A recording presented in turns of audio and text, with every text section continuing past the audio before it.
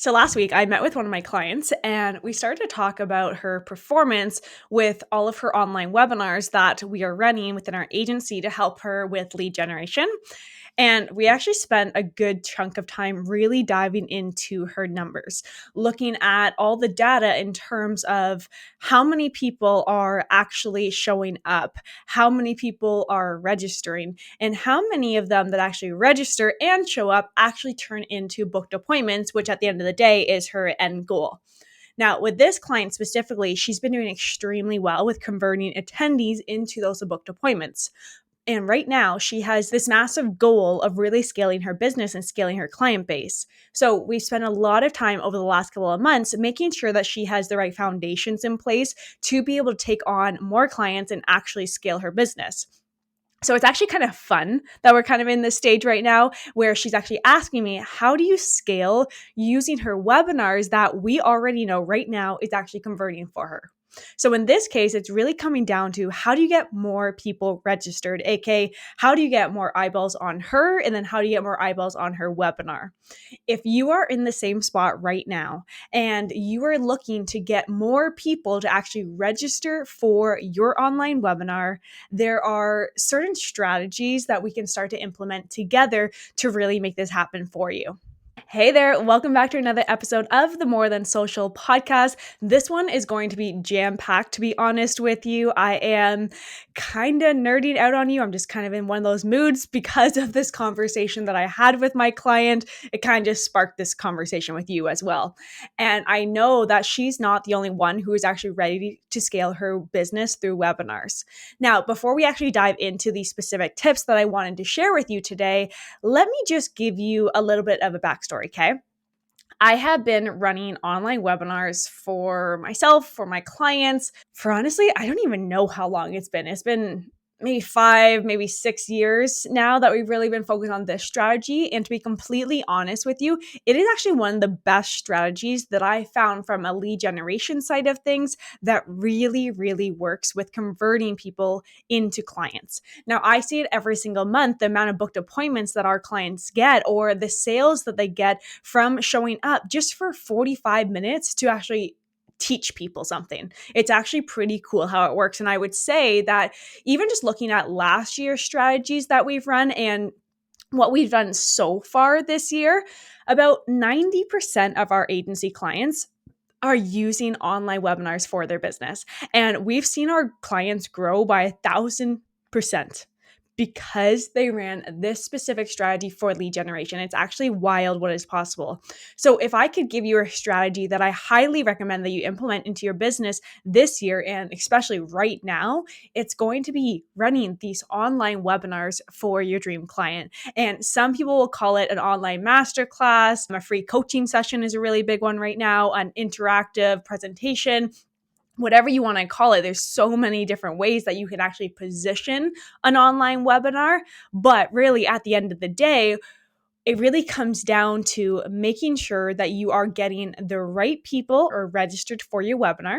You are showing up in the right way for them, actually helping them solve a specific pain point.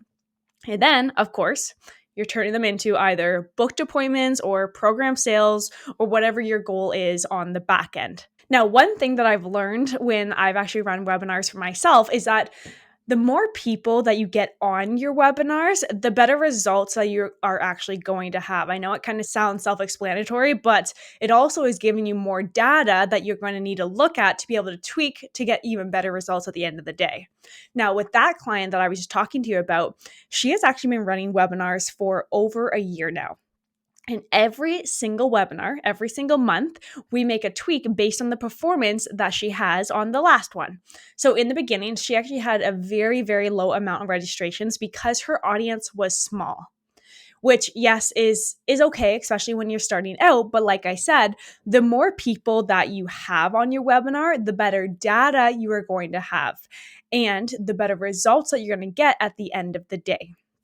So, what we've done over the last year is we've really focused on growing her email list and making sure that we are putting her ads, her paid ads, in front of the right people who are essentially her dream client. And what we're doing essentially is growing this bucket of people that we can then invite to her the future webinars that she's going to be doing. So at this point, we know exactly what type of webinar converts with her audience because we've done this for over a year, and what type of content that she should be sharing with these specific people to get the majority of people to book an appointment with her, which again, that's her end goal. But of course, when they book an appointment, she eventually has turned them into clients. And really, at this point, to take this to that next level for her, we have a few different options that we can do. But it all comes down to, how do you actually get more people to register for her webinar so more people show up and more people convert? So what I did is I actually put together a list of different ways that she can get more people to register for her webinar besides just running more paid ads. And I actually wanted to share these tips with you as well, especially if you are either looking to run webinars for your business this year, or maybe you've already been running webinars for your business and you're ready to take it up a notch, or maybe it hasn't been converting the way that you want it to be. Now, the first thing that we always have to look at is the actual webinar topic itself. That way, you know for sure that your webinar is going to stand out. When it stands out from the busy crowd that we all are in the online world, this of course means that you're going to get more eyeballs on it versus it just being thrown in with the rest of the content that is out there on social media from an online webinar perspective. Now, one way to really make sure that you are standing out with your webinar is making sure that this is exclusive content. You want to make sure that what you are teaching on this webinar is things that people can't just necessarily Google. So if you have a specific process that you follow or a method that you follow within your business, let's say it's a 5-step process with doing XYZ, whatever it is for your business. And you know that your dream client could learn this process to help them solve a pain point. This is what you should be leading with, instead of just having generic types of content that you're going to be teaching on the webinar that people can just Google or they can just follow someone else on social media and learn it. You want to really make sure that it's a topic that is exclusive for you. Another really big piece of it from a content side of things is that you need to make sure that you are solving one specific pain point, which I kind of mentioned already. And you're helping that specific person who joins this webinar solve that specific problem. So what I like to do is anytime I'm running a marketing strategy, I am always going to ask, who are we talking to? And what is their biggest problem, one biggest problem that we can solve right now? So when you answer just those two questions, then you're going to come up with the content for that webinar that only you would teach in your specific method again. Now, another really big point from a content side of things is that you want to keep it simple enough that they feel like they have learned something new. But, and this is a big but, you don't want to overwhelm them and give them so much information that they don't actually need your offer at the end of the day. Because remember, at the end of the webinar, the entire reason why you are doing this, or the goal with running your online webinars, is to get people to either book an appointment with you or purchase something or move forward in some capacity within your business, right? That's why we're doing it. We're not just showing up because we feel like doing it. So again, just make sure that your content is exclusive to you and that it really helps solve one specific problem at a time. Now, the next thing that you're going to need to do to sell out your webinar is to promote it. And what I want my clients to do is just build anticipation with the webinar. So creating anticipation is more than just getting the word out about your webinar. It's about creating curiosity, getting people excited about what you're going to be teaching. Really, what you're doing is pumping it up. So what I've seen happen so many times is people plan out this entire webinar. They get everything set up from a back-end perspective in terms of what they're actually going to be teaching. They do all their slides and all the things. They have the registration pages all set up. They have confirmation emails going out. They're doing everything that you need from an automation side of things on the back end. But then they forget to promote it. Now, obviously, that's not going to get a lot of people registered for your webinar. It's kind of like hosting this party, but if you don't invite anyone to the party, no one's going to show up. So there are a few things that you can do to build anticipation for your webinar and essentially create this buzz around the webinar in general. Leveraging social media is going to be the very first one and the more straightforward one. And you can actually start leveraging social media for your webinar before you actually say, hey, you can now register for my webinar. So on social media, you could actually be talking about how you are putting together this webinar. You can ask specific questions about the webinar topic, and you can actually start to change your content so that it is already starting to make people feel like they need to know the answer to whatever it is that you are talking about on your webinar. So, for example, let's say that you are doing a webinar on, let's just keep it simple for me, lead generation, and how you can leverage social media to generate leads for your business. If that's my topic leading up to it, like a month before my webinar, I'm starting to talk a little bit more about the pain points around lead generation and using social media for it. So I'm asking my audience on social media, how many leads do you generate through social media? What do you love about social media for lead generation?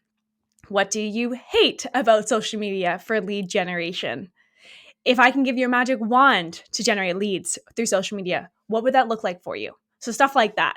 So when I'm starting to get into the mind around this topic already, then all of a sudden I'm going to say, hey, I actually have a webinar that's going to teach you XYZ, and it's going to solve this specific pain point that you already have. This is going to hit home faster because I've already kind of prepped their mind. Now, for emails, same thing. So what you could do is you can start sending out specific emails, again, asking specific questions, starting to get into their mind a bit. Or even, let's say, podcast episodes. If you have a podcast, start to educate them on why they would need to do whatever it is that you are teaching on this webinar. Again, start positioning it so that you are already getting them to think about this pain point that you know that you are going to be able to solve on your webinar. So we're kind of working backwards here. But when you start building this anticipation, the goal is that once you actually promote your webinar and say that, hey, it's open for registration, they already know that, yes, they have a specific problem. You've pointed it out to them, and they're already starting to think about the solution. How do I actually fix this problem? And now, from the solution standpoint, your webinar is that. So see what we're doing here? Now, the next piece is going to be all about your timing of your webinar. So when are you actually hosting the webinar? You want to be really, really mindful of your dream client or the dream person that you want to actually show up to the webinar versus you looking at your schedule and saying, hey, I want to do it at this time. It's about them. So ask yourself, when are they available? What does their life look like? So for instance, let's say that you are trying to do a webinar and you're doing it specifically for parents and you want to host a webinar at 5 p.m. or 4 p.m. because it works with your schedule. It's likely not going to work with their schedule because they're picking up their kids from school. They're doing after school activities. They are focused on doing homework with their children. They are focused on cooking dinner. They're focused on getting their kids ready for bed. There's all these things that they have to do. So you kind of get the point what I'm saying, right? So I want you to think about, when do the kids actually go to bed? When are these parents able to actually sit down and listen to you? Maybe it's doing a webinar at 8 when everything else is done and they can actually sit down for the night and don't have to worry about anything else. Or let's say that you're doing a webinar for business owners. Think about their schedule. Are they more likely to work on their business during the 9 to 5 hours? Or are they too busy during the day that they have to do it at night? So it really all comes down to making sure that you're paying attention to the dream person that you want to attract and choosing a time that aligns with their availability. Now, one thing I like to do, and I actually do this if you're doing lots of different webinars with all my clients, is test different times, test different days of the week. So for example, one of our clients right now, we have actually been running webinars every single month for the last 6 months. So we've done 6 different webinars. We have tested running it on a Tuesday, Wednesday, Thursday at the exact same time. But now we actually know which day of the week is getting more people registered and get the most people to show up based on the dream client schedule. Now what we're doing is we're testing different times. So this specific person, it is speaking to parents. So that example I gave you was a real one. So what we've done is we've tested 7 p.m. at night. We are testing 7:30, and the next one we're going to test is going to be 8. And we're just going to see what happens. We're going to see what is going to get more people registered, but more importantly, what is going to get more people to show up at the end of the day. The fourth tip I have for you is actually about exclusivity. So you want to make sure that you do have a cap on how many people can actually register and join your webinar. The reason why, what you're doing really at the end of the day is you're creating FOMO, and you're going to make sure that people are going to register as soon as they can, as soon as that spot opens up. If it's something where you're saying like, hey guys, there's unlimited seats, just come whenever it works for you, doesn't matter if you register right now or not, it's not going to create that drive for them to actually register and to actually show up, because you're kind of just like half-assing it. So you really want to make sure that you offer limited seats. And even from a webinar standpoint, if you're using a program like Zoom or Demio, you can actually limit how many people can register, or even based on the programs that you pay for, there's a limit.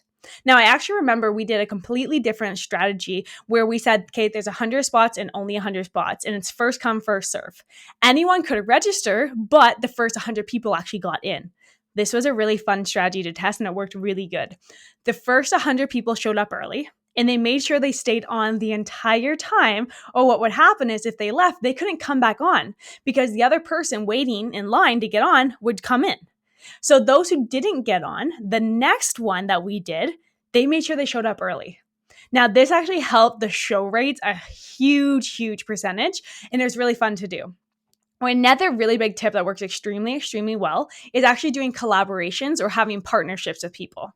So when you are running a webinar, the best way to convert someone is if they already have some know, like, and trust factor with you. So if you have a warm audience, let's say that you're inviting people to your webinar through your social media, as well as using your email list or just people that you're talking to, they already have some sort of idea of who you are and what you're all about, right? If you're running ads for your paid webinar, that audience is colder, which I do highly recommend, and I will talk about this in just a sec. But when you are able to leverage someone else's email list or someone else's database of people who they already have a relationship with, that's going to be even warmer. So what I do and what a lot of my clients do is we actually do joint webinars. So for example, one of my clients right now, she's a mortgage agent and she's running a webinar with a financial advisor. This actually goes live next week. So what they are doing is they are inviting the financial advisor's database to a webinar with her. And what he's doing, he's essentially saying, hey, I have this special guest that I'm bringing on to teach you XYZ. On the actual webinar, she's going to teach them. But the key is that this financial advisor, he's going to introduce her, he's going to edify her, he's going to boost her credibility, and then they're going to listen to her, do her thing, talk about her training, teach them XYZ. And then at the end of the webinar, she's there for a reason. She's going to pitch them. She's going to put something in front of them, her offer. Now, because these people trust the financial advisor, they're more likely to move forward with her offer because they trust his opinion about her. So it's a very easy way to get in front of people who already have a warm audience. But, and this is a really big but, you want to make sure that the people that are getting on the webinar is the right fit for your offer. The worst collaborations, the ones that actually fail, are when you're showing up and talking to an audience who isn't the right fit for your offer. Now, I have seen it happen, and in my opinion, it's just not worth your time. Maybe you'll get one or two people, but it's just not worth your time. Now, going back to running paid ads real quick, paid ads are one of the fastest ways that you can grow your business for lead generation. I've been doing it for 8.5 years. However, keep in mind, paid ads typically, and I say typically for a reason, they typically bring in a colder audience because you're reaching out and putting your post or your ad or your webinar in front of people who don't actually know you at this point. Now, this doesn't mean that they're not going to register for your webinar and they're not actually going to convert into sales or booked appointments. They will. It's a different ball game with a cold audience versus a warmer audience. My biggest recommendation, if you are going to use paid ads, is that you want to make sure that in the ad, you're directly talking to a pain point. That way, you can make sure that you're attracting the right people into your webinar. And on the registration page for the webinar, speak to that same pain point and clearly define who is this webinar actually for. When you start to combine all of these pieces that we just went over, that is when you'll see the most success through webinars. And when I see our clients really sell out all of their webinars, meaning they have no more spots for people to register. If they are free webinars or paid webinars, all of these strategies will work. Once you start to get more people registered for your webinar, then the next piece of the puzzle that you're really going to want to start to pay attention to is how many people are actually showing up for your webinar.